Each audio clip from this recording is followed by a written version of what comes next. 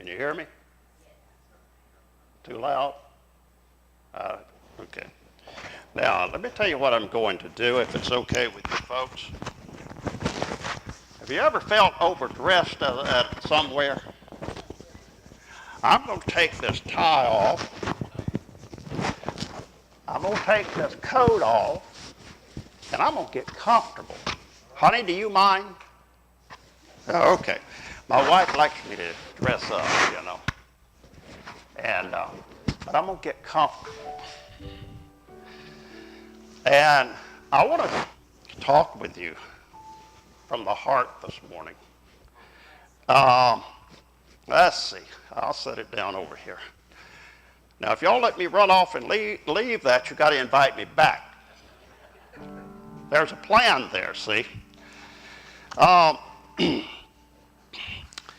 When Brother Cook said to me, he says, Charlie, he said, I would like for you to speak Father's Day. He said, I'm going to be away. And he said, I want you to come and share your heart. And naturally, when they told me, I said, yes, I'll be there. And so I accepted the invitation wholeheartedly because I know Brother Cook's heart. I know the kind of man he is. I know the kind of family he has. I'm sure all of his boys have been here at different times, if not all of them at one time. But I would tell you that is a tight-knit family and a very dedicated family to God. Very much so. Y'all are so blessed to have him. And he did not ask me to say that. But Sister Cook, she's a pastor within her own right. I tell you, she is such a blessing to so many people. I tell you, that woman can cook cakes that will make you hurt all the way to the sole of your feet. And she hurt me several times. I tell you what, it felt, I sure enjoy her cakes. Mr. Jackson, great having you this morning. Bless you. Bless you. And brother, I'm sorry, I forgot your name. Give it to me one more time. David. Okay, David, it is good to have you with us this morning. I tell you, after what he's went through this week, you know, you never know what God has in store for us, do we? I'm sure he did not know he was going to have a heart attack. I've seen this TV commercial. Have y'all seen it? Where it says, you're going to have a heart attack tomorrow? I don't want to see one of them cards. And so, before I leave today, have I told y'all about Buck? If I haven't told you about Buck, don't you let me leave here without telling you about Buck. You need to know about Buck. But don't you dare let me leave without telling you about Buck. Little boy was praying, and he says, Dear God, I am doing the best I can. Really. Really, God, I'm doing the best I can. Have you ever been there? I have. You know, it seems like there has been times that I have tried to live the best I could. And I'm like little Frank here. Dear God, I'm doing the best I can, really, I am. But you know what? That's when we have to let go and let the Holy Spirit take control, isn't it? We have to say, okay, Lord, here I am. Take control. Take control. Father's Day. How many fathers do we have in the house today? All right, all over the building. Okay. I've got two sons. First of all, let me say to you, I'm glad to have my wife with me naturally. She is my backbone. She is my support. She is the one that helps keep me in line. She's very quiet, very, very, very soft-spoken. You will not see her be very demonstrative. You will not see her saying much, but she is the one that props me up and keeps me upright. She's given me 2 sons. One of my sons this morning is ministering in Central Florida. My other son's in Tallahassee, and I am so blessed. Got 2 grandchildren. I've got a 16-year-old that thinks he knows everything, and he knows a lot. And then I've got a 11-month-old that thinks she's learning a lot. She was born on my birthday. Yeah, I said, oh, too, boy. I was so excited. I told my daughter-in-law, I said, don't you dare have that baby until it's my birthday. She held on, and when she had it, she says, all right, there she is, and got a little girl named Iva Jane.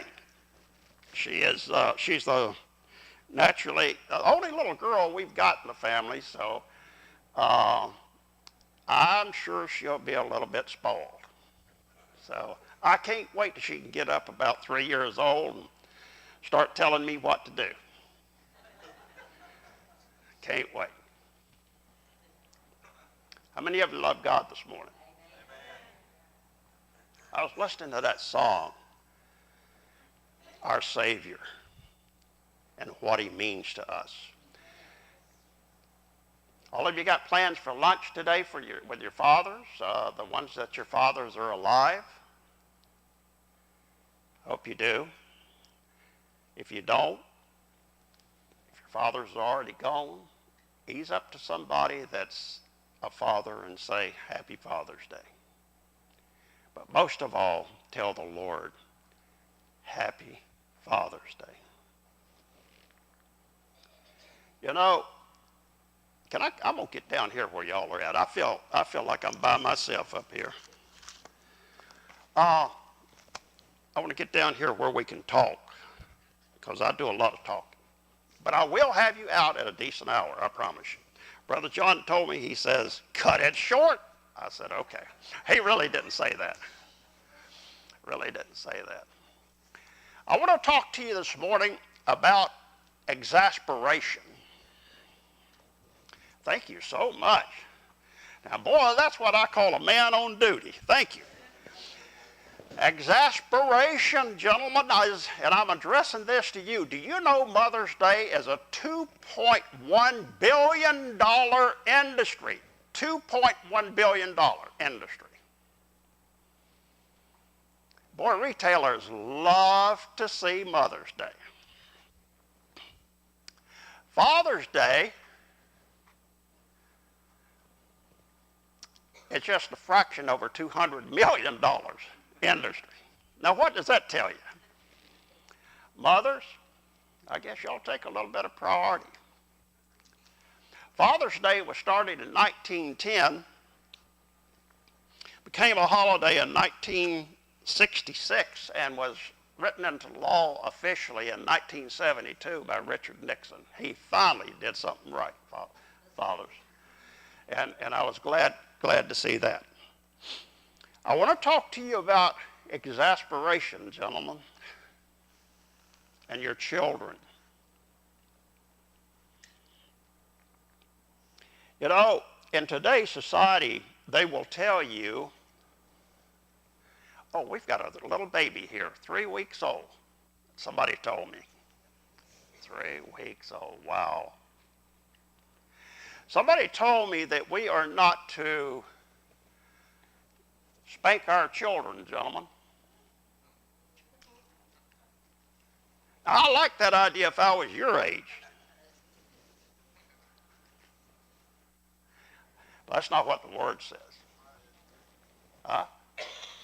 Exasperation. Somebody asked me last night, said, what are you speaking on? I said, exasperation. He's a Georgia graduate teacher up in Atlanta. He says, what does that mean? And I said, it means to get excited, furious, angry, frustrated. He said, I thought that's what it meant. Back when I was growing up, it called getting mad. Have you ever heard it called that? Getting mad. Exasperation. Getting mad. One of the things I want to talk to you about, certainly, gentlemen, is learning to control your exasperation with your children. Now, guys, I want you to join in with me. This is going to be a little different. Brother Cook probably reads the verse to you. But since it's Father's Day, I want y'all to humor me, gentlemen. And I want all of you to read along with me. It says, fathers, come on, guys, fathers, do not exasperate your children. Instead, bring them up in the training and instructions of the Lord. Bring them up. Train them in the instructions of the Lord. 3-week-old baby. I've never studied babies much. I did not know till recently that in today's rearing of children, that mothers that nurse their children do not give them water for almost a year. We got a nurse in here? Nurse? Okay. Am I right? They don't give them water. Ivy Jane didn't get water till she was almost 11 months old. And I was afraid she was going to dry up. They say mamas nursing their children have ample water. That blew my mind. Can you imagine? I couldn't imagine a child going that long without water. That shows you the nutrients that a mother supplies. What does the gentleman supply? Fathers, do not exasperate your children. In my notes I've got, we are certainly to give our children instructions on how to go. We are to tell our children, bring them to church, gentlemen, is the first thing you need to do. I'm so glad to see a 3-week-old baby here in church. We don't know what that baby's learning, do we?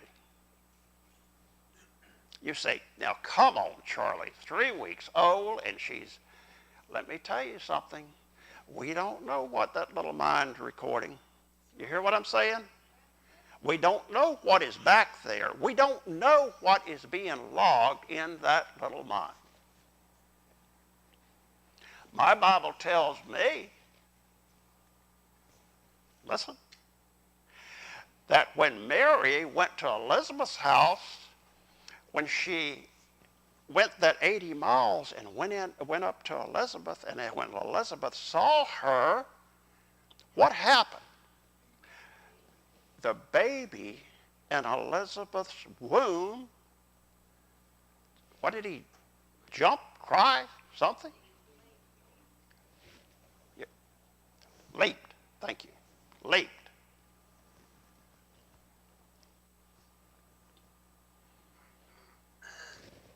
Don't tell me the Holy Spirit can't do it. He can. We are certainly to discipline our children, but we are not to do it out of frustration and anger. We are to, men, this Father's Day, I hope you take this home with you this afternoon. And if you've got a child or a young person that you're rearing, I ask of you to say to them, go up to them, put your arm around them, and tell them how much you love them. I don't care if they're 40 years old. Do you know we are living in one of the loneliest societies that has ever existed?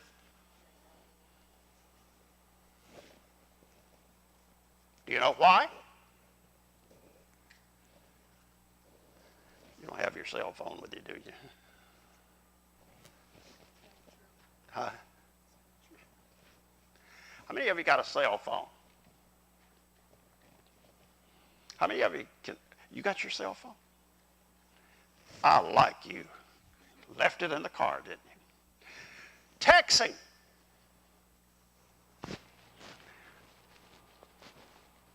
I'm not down on texting necessarily. I am whenever it takes the place of walking up to your child, putting your arm around them and saying, I love you.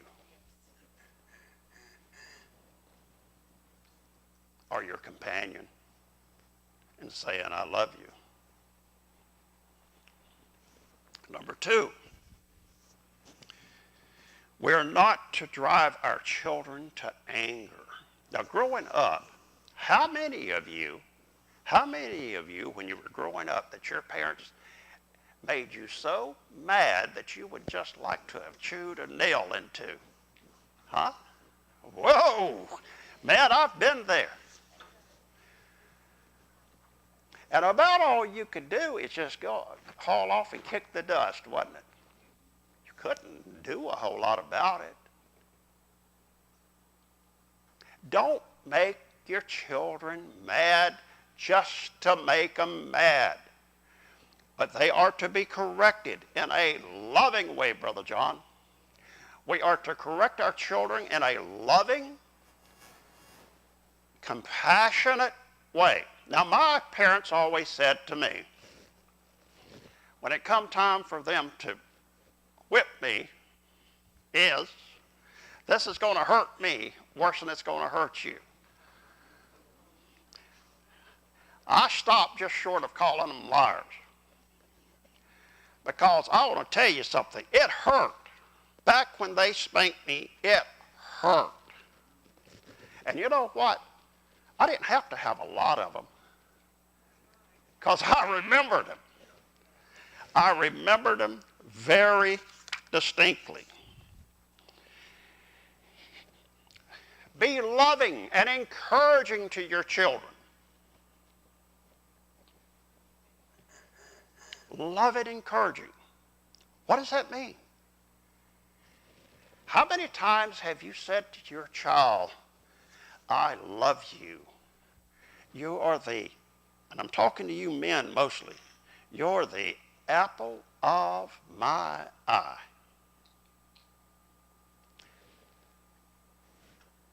Come up here.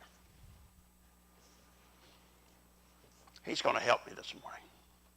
What's your name? David. David. Okay, I hope y'all got that. I didn't quite hear. I can't have hear. My wife always tells me. Let me tell you about this.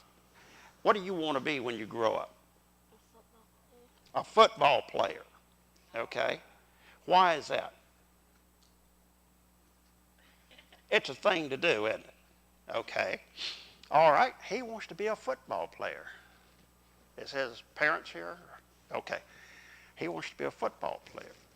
Now, what are you doing to start practicing for that? Are you practicing?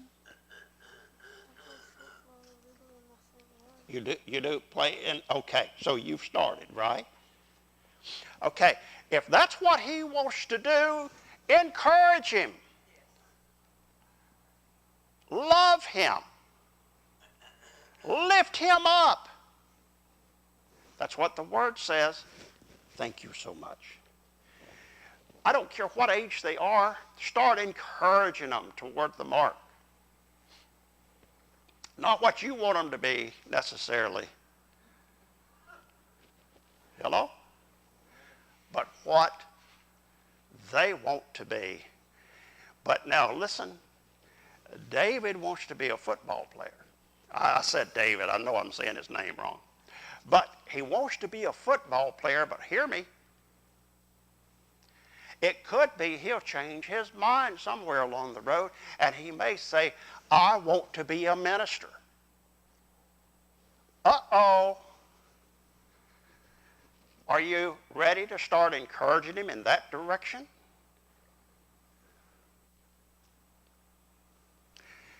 Men, let me see the hands of the fathers one more time.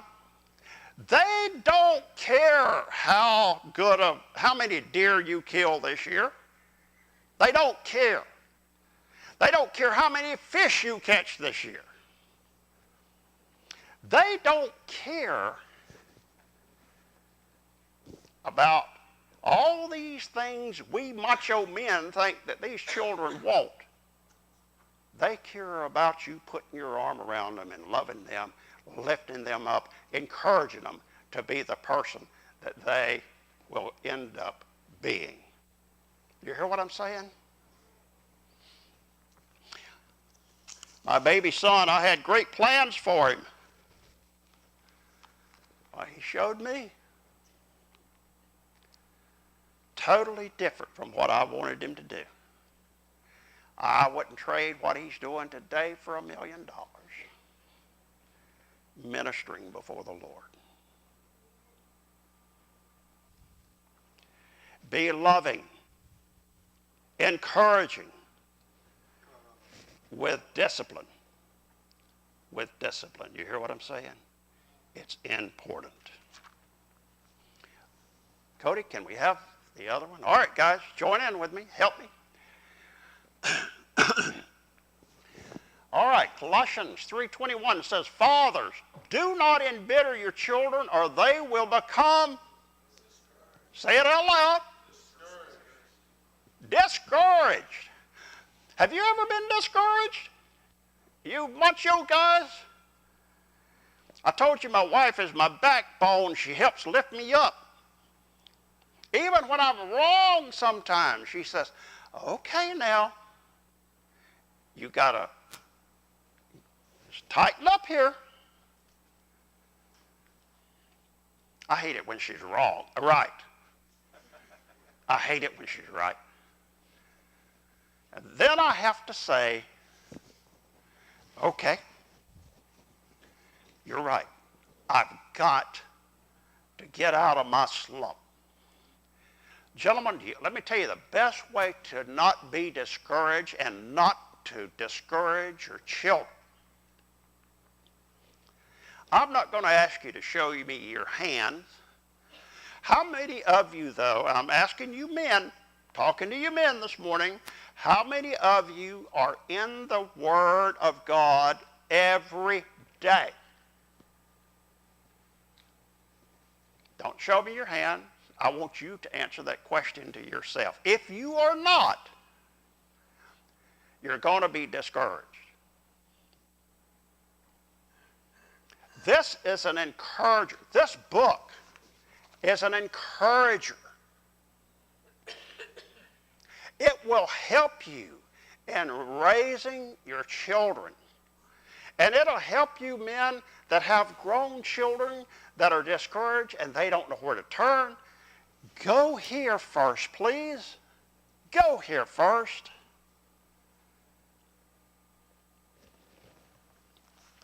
In America, men are shirking their responsibility greater than they ever have in our society.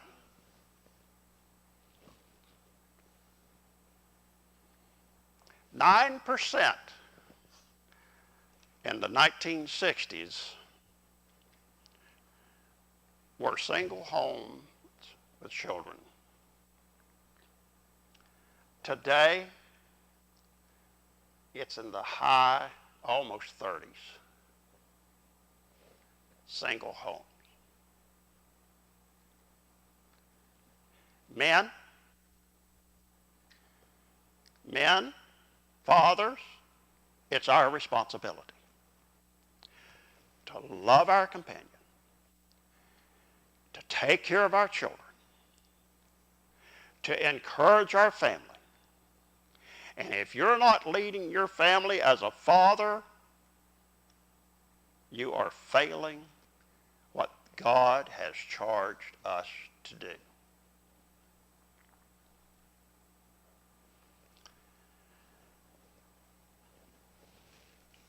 God hates divorce.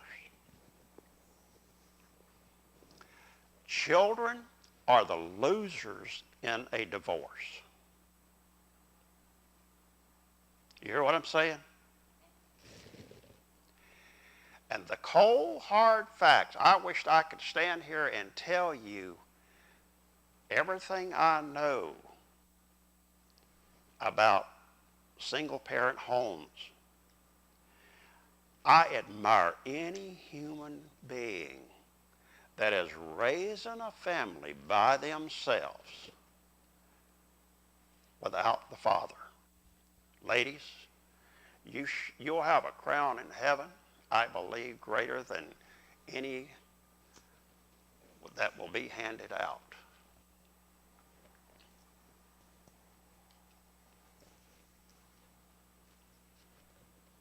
It's getting quiet. What does it say? Fathers, do not embitter your children. What does embitter mean?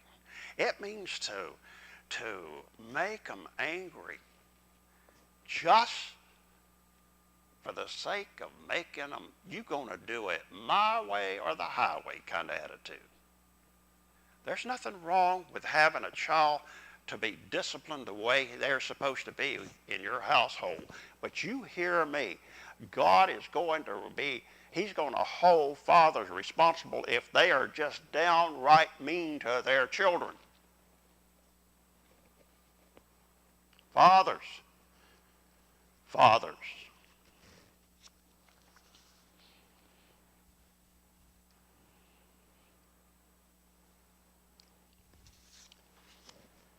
And Cody, let's go to Hebrews. In closing, I want you to hear me.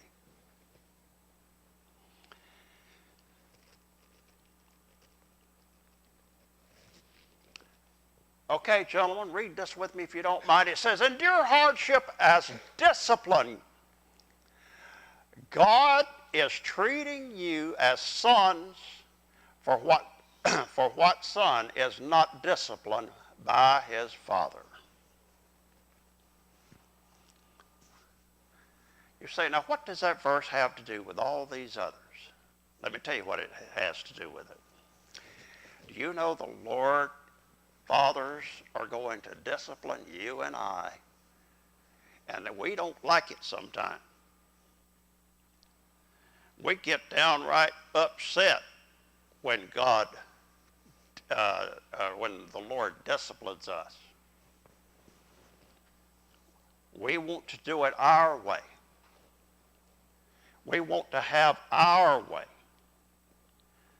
Just like a child wants to have it their way. We as Christian adults catch ourselves wanting to do it our way. We've got to learn, endure the hardship as discipline. God is treating you as what? Sons. Sons. God's treating us to grow in Him, to learn to love Him. And I'm going to tell you, fathers, if you will take the time to love that child, to encourage that child, guess what's going to happen when they are a full-grown adult? They are going to come back and they are going to love you with all their heart. Not because you can play the best softball or baseball, but because my father took time to love me. Now, fathers, I want you to hear what I'm about to say, and this is very important. I am sure, I don't know who's who in this church, but if there's any single parents in this church that have young people in this church and their father is absent, you are charged as a member of this church to reach out to the child, because the word says, take care of who? orphans, even though they may have one mother, they are missing a parent. Fathers, reach out to those children, love them, instruct them, guide them, direct them.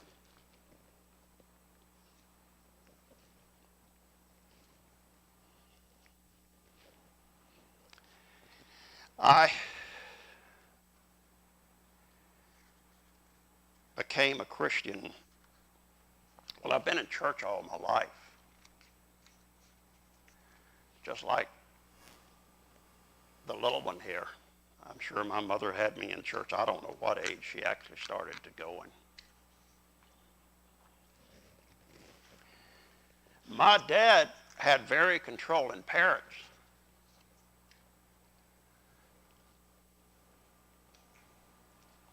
They told him when to get up, when to go to bed, when to hook up the mule and to go plow.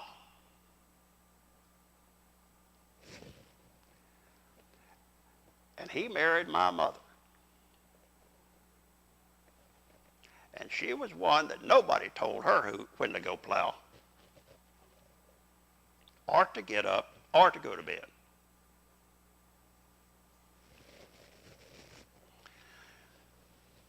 I was a year old, and my mother asked my dad to go to the store and get some milk for me as a baby. And he said, let's wait till morning. Of course, now understand, they didn't have a car right then, so he had to either walk or ride a horse. It makes me sound ancient. I am not. But she said, if you don't go get the milk, I'm leaving you.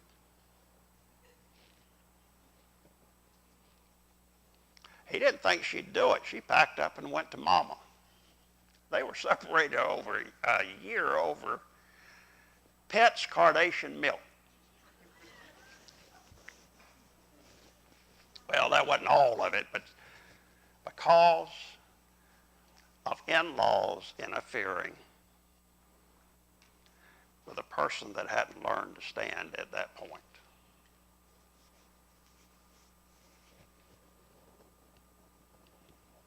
You know what?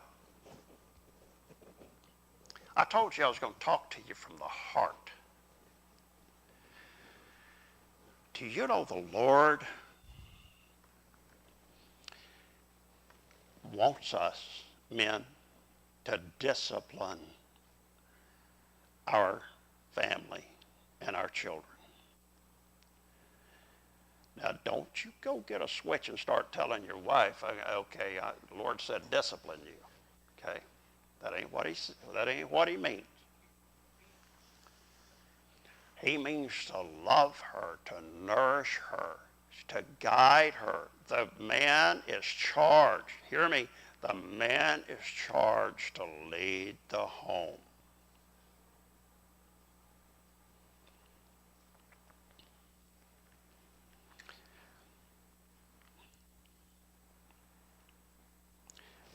Did you know discipline is a sign of love? Now, I didn't know that.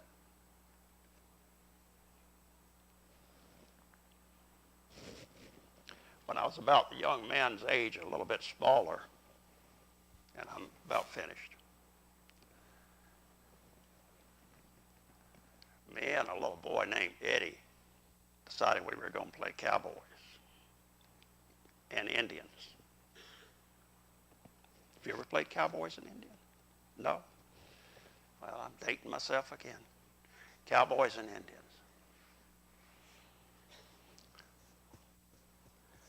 I ended up being the Indian. Little guy. It came close to lunchtime, and Eddie says, well, let me tie you to the tree because I'm going to burn the stake. And he tied me to the tree. I was gullible enough to let him do it. Tied me to the tree. And he said his father owned a grocery store, a little old mom and pop store there, and he ran out. He said, I'm going to go get us something cold to drink and something to eat, and I'll be back.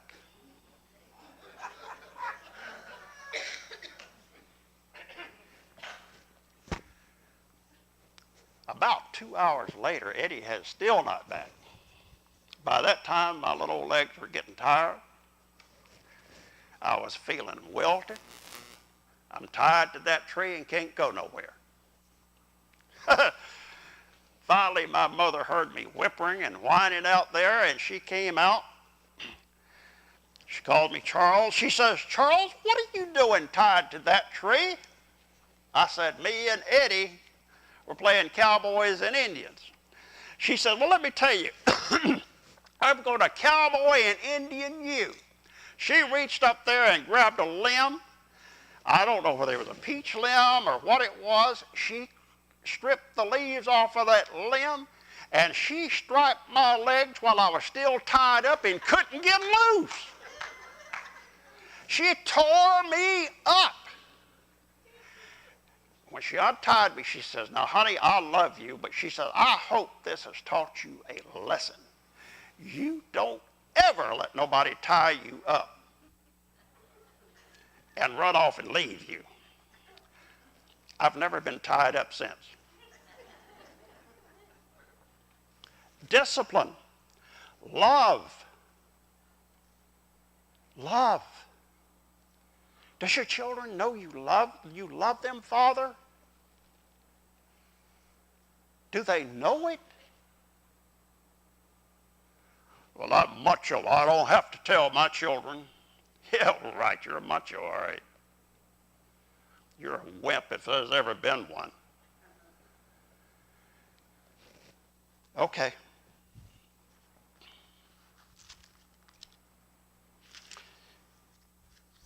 We have got so much to be thankful for, fathers, that the Lord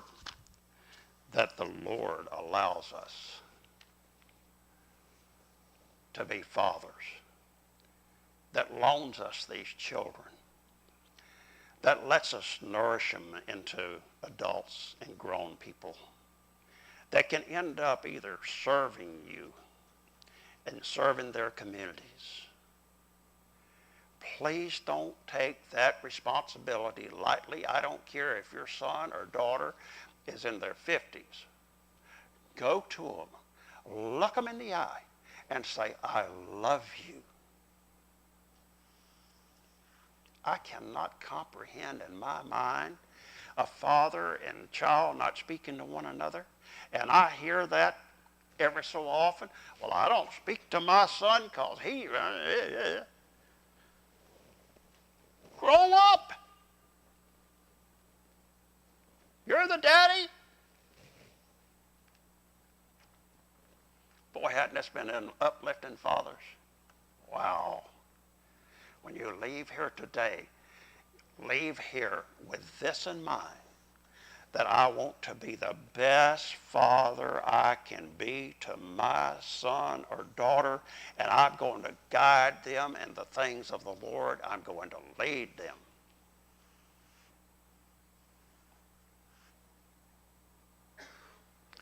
Did I tell you about Buck? Oh, I was supposed to tell you about Buck.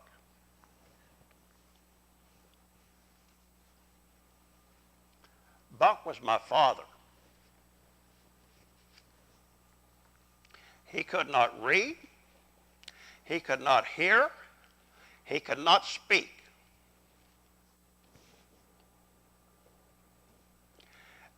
He wasn't a Christian all of his life. He got saved in his late 20s. And I'm closing out. Got saved in his late 20s. And when he got saved, he got sold out to God. It wasn't no, I don't feel like going to church today. You're going to church. I've slept a many a night under a bench.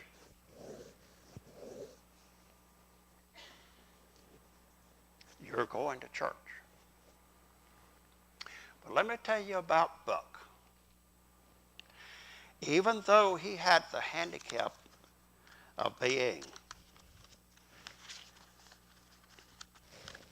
not being able to hear, speak, read. He taught me one of the greatest lessons I've ever had in my life and ever will have, and I would not trade being his son for $1 million. Would not.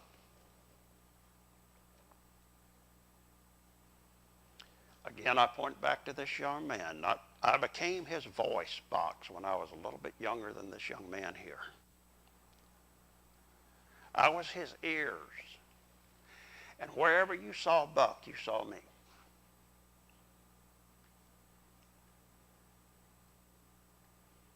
He was a father that loved me, but corrected me in a heartbeat if he knew I needed correcting. We grew up on a little truck farm over in West Florida. He bought a piece of property, and we were clearing that property. Again, I was just, by that time, a little bit older than this young man. Clearing that property, I was on one end of a cross-cut saw, and he was on the other, back and forth, back and forth. Then we got that ground where we could plow it with this a mule. So we started plowing it. This is in the early 50s, late 50s, middle 50s. We started plowing that property. Remember Eddie, the guy that tied me to the tree? He and his buddies was over there playing baseball in a field not too far from us, and guess where I wanted to be? I wanted to be with Eddie. Daddy said, no, you're gonna work. You're gonna be with me. So I got it in my head that if I could get him frustrated enough, I would go to the house. And then I'd get to go play baseball. So some of you guys that know what plowing is like, especially in what they call new ground, we were plowing along,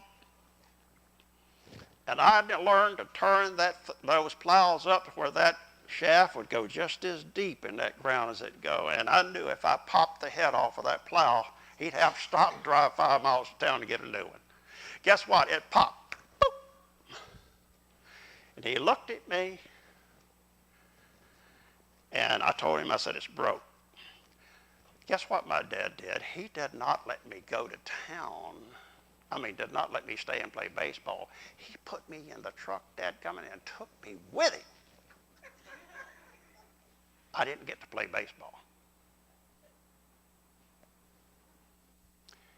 Loving discipline. If there are any of you in here this morning, men and ladies, are unsaved, you need to commit to the Lord this morning. If there's anybody in here that doesn't know the Lord, I would ask of you not to go out of here and not take the opportunity to say to the Lord, you're my Father, and I love you, and I want to be with you.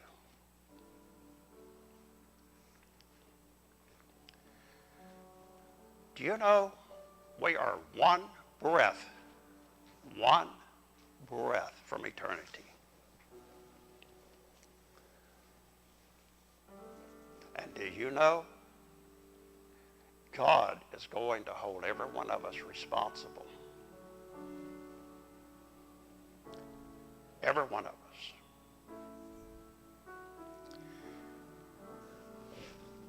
Up here, when I was reading to you,